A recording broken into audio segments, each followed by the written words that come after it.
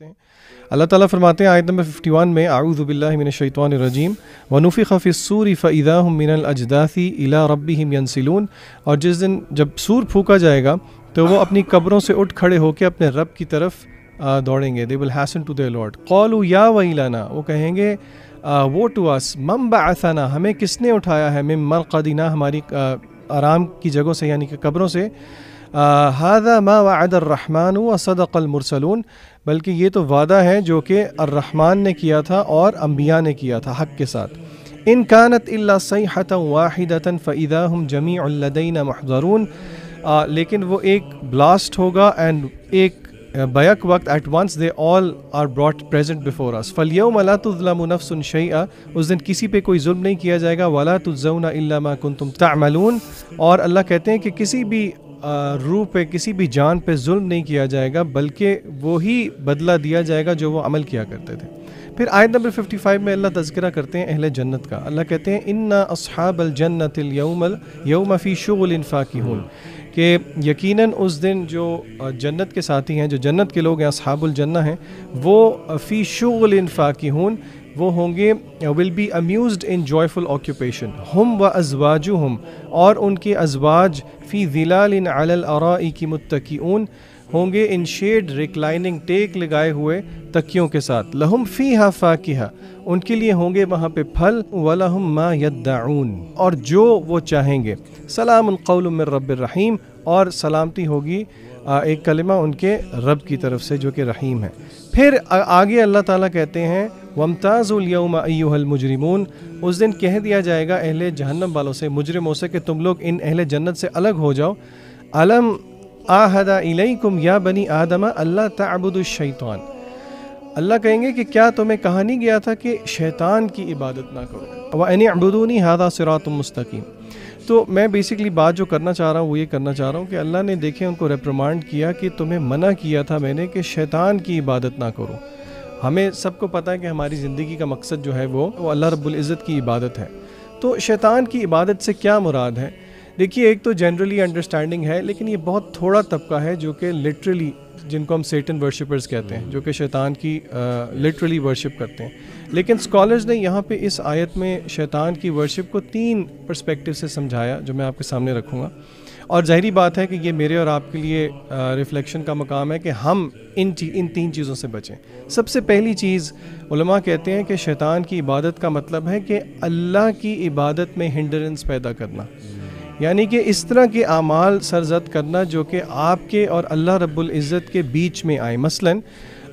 جس طرح کہ حدیث میں آتا ہے، نبی کریم صلی اللہ علیہ وسلم نے فرمایا کہ نو ون کمٹس زنا، کوئی بھی زنا نہیں کرتا، ایک اہل ایمان زنا نہیں کرتا، لیکن جب وہ زنا کر رہا ہوتا ہے تو اس وقت اس کا ایمان اس سے نکل جاتا ہے. تو یعنی کہ یہ دس از ون ایگزامپل کہ جس طرح شیطان جو ہے وہ اللہ کی عبادت میں کے بیچ میں حائل ہوتا ہے. دوسری ایگزامپل اسکالرز دیتے ہیں کہ اپنی خواہشات کی پیروی کرنا، جس طرح کہ سورہ فرقان میں بھی ہم نے دیکھا تھا. اللہ کہتے ہیں افرأیت من اتخذ الہہ ہواہ،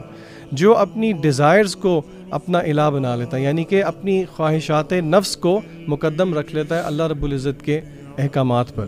and number 3 very surprisingly scholars کہتے ہیں کہ مال کی عبادت،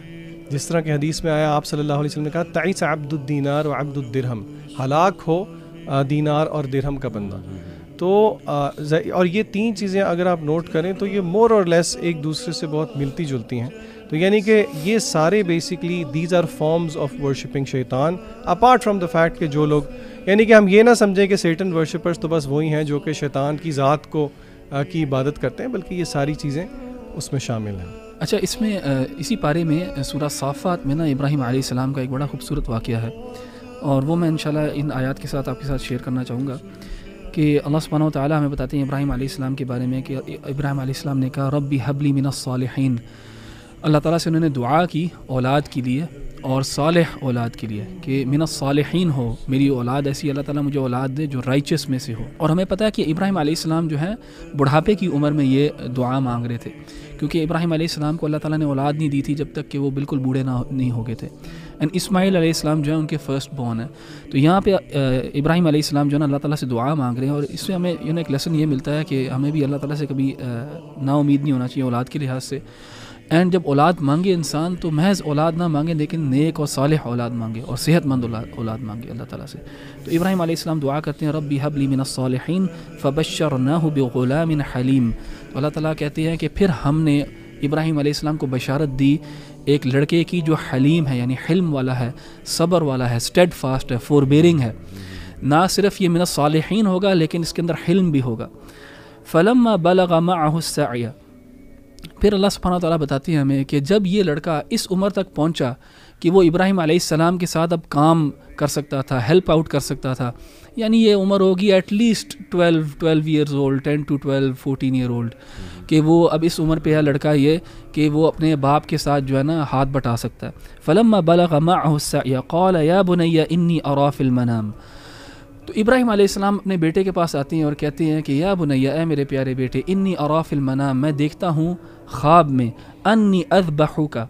کہ میں تمہیں ذبح کر رہا ہوں، آئی ایم سلاٹرنگ یو. فانظر ماذا ترى. اب دیکھیں ابراہیم علیہ السلام نے پوچھا بھی کیسے، فانظر ماذا ترى، پھر دیکھو تم کیا دیکھتے ہو، پھر بتاؤ کیا خیال ہے تمہارا اس کے بارے میں. یعنی ابراہیم علیہ السلام نے ان کو یہ نہیں کہا کہ اب میں یہ دیکھتا ہوں، اب میں نے یہ کرنا ہے تمہارے ساتھ، یعنی انہوں نے کہا کہ تمہارا کیا اوپینین ہے اس بارے میں. اب دیکھیں انبیاء کی جو خوابیں ہیں وہ وحی ہوتی ہیں، اور جب ایک خواب جو ہے ابراہیم علیہ السلام کو بار بار آ رہی تھی اس معاملے میں، تو ابراہیم علیہ السلام کو بھی پتہ تھا کہ یہ اللہ تعالیٰ کی طرف سے اب ایک حکم ہے،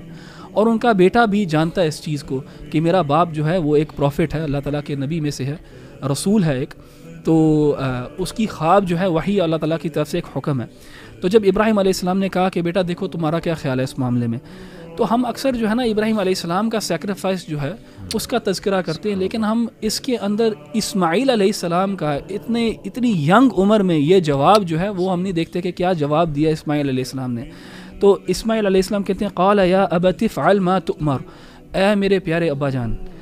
کر دیجئے جو آپ کو حکم دیا گیا ہے، افعل ما تؤمر، کر دیں جو آپ کو کہا گیا ہے، جو آپ کو حکم دیا گیا بس وہ کر دیں. ستجدونی، انشاءاللہ مجھے پائیں گے، انشاءاللہ ستجدونی انشاءاللہ من الصابرین،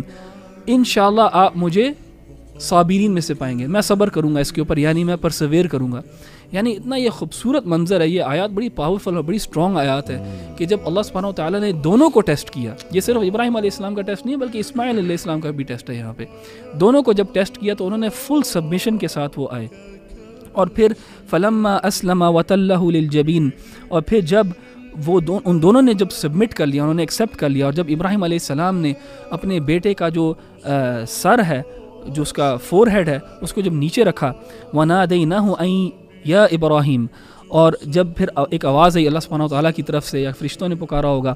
کہ ابراہیم علیہ السلام کو پکارا، یا ابراہیم قد صدقت الرؤیا، تم نے اپنا جو ہے نا یہ ٹیسٹ جو ہے پورا کر دیا، تم نے اپنی جو ڈریم کے اندر جو ہم نے تمہیں کمانڈ دیا تو اسے فلفل کر دیا. انا کذالک نجزی المحسنین، اور اسی وجہ سے ہم نے تمہیں یہ مقام دیا ہے، اسی وجہ سے ہم نے تمہیں اتنا زیادہ